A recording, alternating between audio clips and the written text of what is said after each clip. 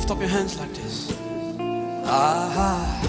Praise God, everyone. Praise God, my people, especially people of KABALE, Kegezi region. Njagala kutegeeza nti tuweereddwa omukisa oba tuweereddwa omukisa abantu b'e KABALE. Ku mulundi guno tulina mmwe ku Word of Faith Church ewa Musumba Obed we tugenda kubeera mu kibuga e KABALE.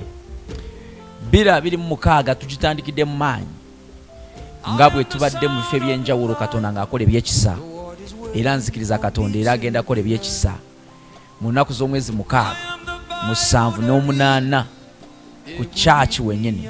Tulina ku CRUSADE ate tulina conference. CRUSADE egenda kubeera ku church wenyini ku Word of Faith Church. Nzikiriza Katonda agenda kubeera ko omuntu gwagenda kwogera naye, agenda kubeera ko omuntu gwakomako. So beerako gwotegeeza nti 2026 tutandikidde mu maanyi. Twali ebunyangabo ne tulaba ekisa, tubadde embalala ne tulaba ekisa kya Katonda. Katonda ng'ayamba abantu, Katonda ng'awonya abantu, Katonda ng'asumulula abantu, ate emyoyo gyabwe tekisigale kyekimu, nga bafunye revival nga si ya bulijjo ogw'ekisa kya Katonda. Nzikiriza nti naawe ali eyo 2026 togisubwa.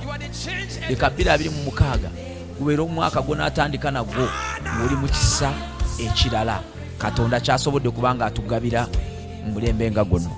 Sound of Revival ejja mu kitundu kyo. Ffe tuli ba Fishers of Soul International Ministries, tusangibwa Entebbe Galuga. Nzikiriza Katonda nti Katonda yatambula ekiryandongo, Katonda yatambula embalala, Katonda yatambula ebigoddi, Katonda yatambula ekyegegwa, Katonda atambudde mu bifo bingi we tugenze wonna, agenda n'okutambula e KABALE.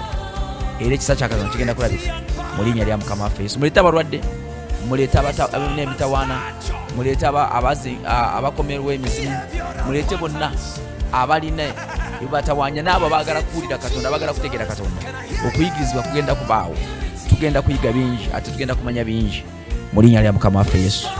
Amen.